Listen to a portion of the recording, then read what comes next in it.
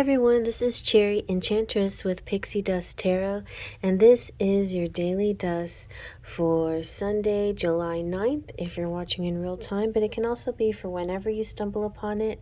It's also a timeless reading.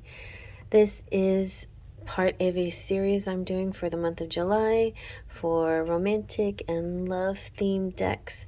And today we're using the Final Rose Tarot, which is a bachelorette type themed deck, which is really, very, very well done. And on behalf of the bachelor starting back up, or bachelorette starting back up again, I thought this would be appropriate. And this is a lovely deck that my daughter gave me. Ooh, Meeting Parents is on the bottom. And it's also really beautifully edged in gold. Really fun book too, really interesting meanings and descriptions of the cards.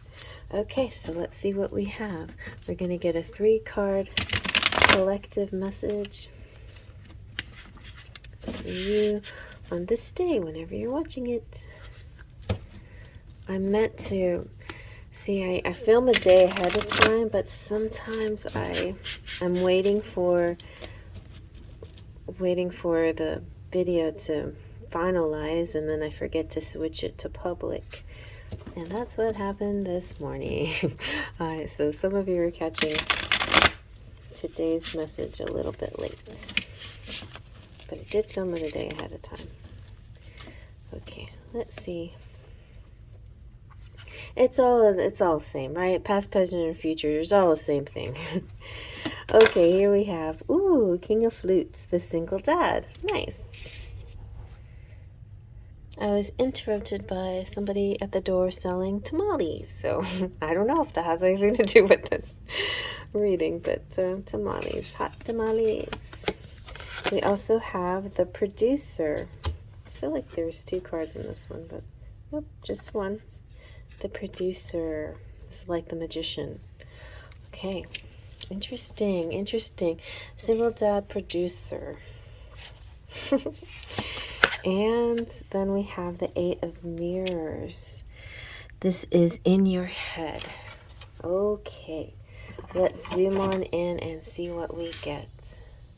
So what I'm going to do, just for this deck in particular, because it has such interesting meanings and it's based on the Bachelorette series, I'm going to take the message from that and then see if we can apply it with a message from Spirit.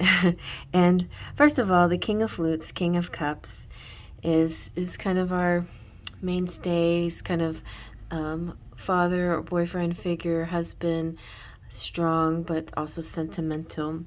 As far as the Final Rose is concerned, this dapper dad has his priorities straight. He's protective and strong, especially for those he holds in his heart. He excels at managing the turbulent tides of emotion and makes us feel safe in his loving embrace. He inspires us to hold rock steady and anchor into ourselves, teaching us to become masters of our emotions. So it's definitely this emotional energy here, but it's emotions that are balanced and being able to be mature about them and not be reactive. And so there's just this mature and non-reactive energy. Sometimes you can get into a reactive energy when you don't always have control of it, but there's either you or this person around you that has sort of mastered that, I think, for the most part. Sometimes also this person can be moody, perhaps like a Cancer, a moody Cancer, or can be intense like a Scorpio, or could be kind of dreamy like a Pisces because of the water element here. But they're generally, I believe, caring person, and they know how to manage priorities. And so this could be one and the same. The producer and this single dad or King of Flutes can be one and the same. The producer, however, is more of the Gemini energy and the air energy. So like a lot of these readings that happen, you'll see multiple archetypes come out, and sometimes it's a combination. Sometimes it's about a single person with a combination of these qualities. And we even have a female here to represent the magician, but not, that doesn't necessarily mean it's a female, but it can represent, it can be same as the single dad. We're saying single dad, but it could represent single moms too out there, if you resonate with that. But also if you're connecting with a single dad, that's how that can be represented. The producer is the behind the scenes kind of person. She's like the mastermind, master of the orchestration. I don't know if you've ever had in your family where your mom and dad, they played their parts, but sometimes it was kind of obvious who wore the pants, and it wasn't always dad. So sometimes it is the mother that, even though she's the nurturer and the caregiver and the one that holds you and loves you, she also can be sometimes the one that makes sure that the whole place runs smoothly, a fine oiled machine, whatever. So behind the scenes, the master of orchestration has keen ability to see the potential magic of any situation and spin it into gold. With unlimited resources, refined intuition, and a little manipulation, she pulls out all the stops to delight the world, unveiling a seamless manifestation of all we could ever dream possible right before our eyes. So, like I was saying, this could be multiple parts of somebody's personality. Not saying there's a multiple personality issue, but you're layered. You're like an onion. You've got a lot of things going on in your personality. But it also could represent two people connecting to each other, this single dad and this producer type, who is also could be a single mom, or at least something about her. She's always been very much in control of things and very mature, and maybe possibly also intuitive, or has kind of this higher knowledge. But she's had to take, unlike the high priestess, she's had to use the tools at hand to make her world manifest in her way. She could be a definite wand waver, even though she's not, this is not the suit of wands. I'm just feeling this kind of magic wand energy here. And definitely behind the scenes, like, it's kind of makes me think of, well, how did this happen? And it was just like all of this stuff that was put into play that nobody really knows how it all happened, but there's somebody who made lots of phone calls, or somebody who just did the grunt work and just made life look seamless. This could also be very much applied to your work too, like it's kind of like making something appear so easy, but you're the one that did all the hard work behind the scenes to give this beautiful illusion of smooth, seamless, flawless transition into this new energy, this new day, this new whatever, is something that you did behind the scenes. This could also, the behind the scenes energy could also makes me think a lot of your angels and guides, and that those forces working behind the scenes in order to bring about that which you're manifesting. So you're sending your intention, and then the hard work is being worked on in the ethereal realm.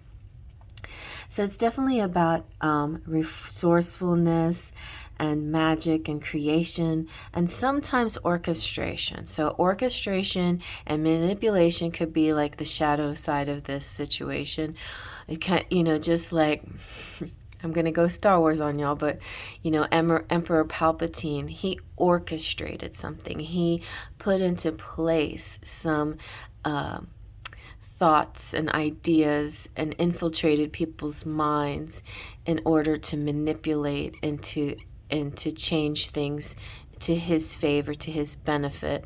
It's like he orchestrated a lot of things. So you could be in lots of situations where like that, whether it's home or I think that was my cat.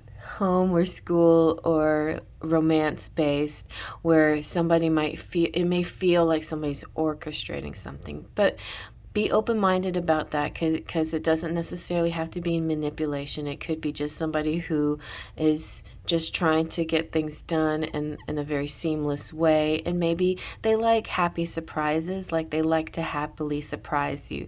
They like to do stuff and then you look, wow, how did this happen? This is so exciting. It's like birthday cake time, or surprise party. Kind of that energy I think is going on here too a lot of the time.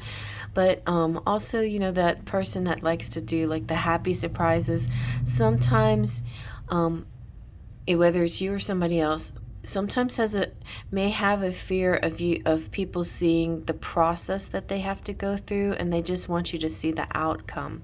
It could be, it's definitely similar to an artist or a writer, where you're beginning the masterpiece, but it's going to be a masterpiece, but it definitely doesn't look like one now. And you don't want people to judge it for its stage that it's in now. You want to wait until they see it finally come through. Then you can say whatever you want to say about it. So I feel like that kind of energy is here as well. And then as far as 8 of Mirrors in your head, this kind of gives me, I think this is like similar to the 2 of Swords yesterday, kind of like being in a crossroads energy. Sometimes you might be feeling constricted by the environment around you, and you focus on what everyone else has, and it starts to feel like nothing will ever go your way. Insecurities are triggered, and you get so wrapped up in the mental chatter and external influences that you begin to play the victim role. But it's all completely in your head. Are you creating the narratives? Focus on what you've got. You have the power to turn it all around and pull yourself out of this self-created spiral by getting grounded and recognizing your own blessings. So it could be, overthinking, mental chatter, the monkey mind, outside influences messing with you believing something. Like, you could be believing that they're manipulating you when they're really have good intentions. It could be the other way around. Somebody believing you're manipulating, where it's, you have pure intentions. The important thing is about actions and reactions, right? So playing the victim, I don't think is going to be a successful way of handling it. It's best to kind of think big picture, see all the parts in play. If you have a special feeling that's being triggered, then be honest about it, and don't try to push it down, or don't try to get people to read your mind, or just know how you're supposed to know how I feel, or you're supposed to know what to do in the situation. It's very important to express and talk to people how you feel, because people don't always catch all the clues. It's nice when a person does, and maybe sometimes that can happen. Like, a person can catch what they think is a clue about something that you're saying or doing, and then they're like, oh, then this person must want blah blah blah, so I'll create a blah blah blah situation to make them happy. And then it turns out that's not really what they wanted after all, and it's all because there wasn't enough verbal communication, and there was so much behind the scenes energy. Like, somebody had great intentions, but they didn't communicate. They went ahead with what they thought they should do to make things better, and then other people had things in their mind that were maybe either triggering them, frustrating them. They had their certain set of ideas of how they want things to turn out, and they didn't express that. And so it just turns sometimes into a miscommunication. I think, going back to the single dad or the King of Flutes, an important thing will be to have maturity in the situation, have emotional maturity, and not be too reactive. So that will be the first way to get out of a situation like this, where everybody is on the same page. So first of all, take a step back, be mature, have good communication, talk about, and I learned from a friend a while back, it's important to say I statements, not accusing statements. Like you statements is automatically sounds like you're accusing somebody. You never do this, or you always do this, or you made me feel this way. But really, who's feeling what? You're feeling a certain way. So if you're feeling, I feel sad because of this, and this situation. And I know this is me, but this triggered me to feel sad, or this triggered me to feel angry, and I just thought you should know. Maybe there's a way that we can communicate where that, I don't, this doesn't have to arise again, or something like that. I mean, that's when you become mature. Maturity comes in not just reacting out of ego, but finding that emotional cool and calm level, right? You can still be a water sign and be cool and calm. Anyway, so for some of you, it could be, you're a single dad, or you've got a single dad connection with somebody, but it doesn't have to mean that necessarily. Also, the King of Flutes does represent moods, so there could, sometimes some things aren't the right time to talk about. Like if you're in a bad mood, or if you're in a weird mood, it's not always the best time to express your feelings. Maybe wait till a mood passes, or, work it out by yourself and before you engage with somebody else, or vice versa. Don't force somebody to communicate with you if they don't seem like they're in the right mood, the right mind frame. In other words, wait until they've had time to get into more of a neutral place in their thoughts and feelings, and then you could talk about it. So just be aware about where your part is, because you could see yourself in any of these archetypes, basically. And the producer, if you feel like you're the one that's trying to be in control of things, sometimes maybe you're trying to control things too much to your liking, right? And not giving enough benefit of the doubt to the other participants in the situation. So just keep in mind who you are in this, and how you're reacting. This is a mundane reading, so it could be something real minor that happens in the day that just kind of gives you a better clue on how to communicate, like effective communication. And then it could be something bigger that could represent, anything that has to do with communication and mental health, and emotions, and all of that in different areas of your life, like work and school and relationships. So just keep in mind, I think the main message of this is effective communication, and I hope you like that. Faith, Trust, and Pixie Dust.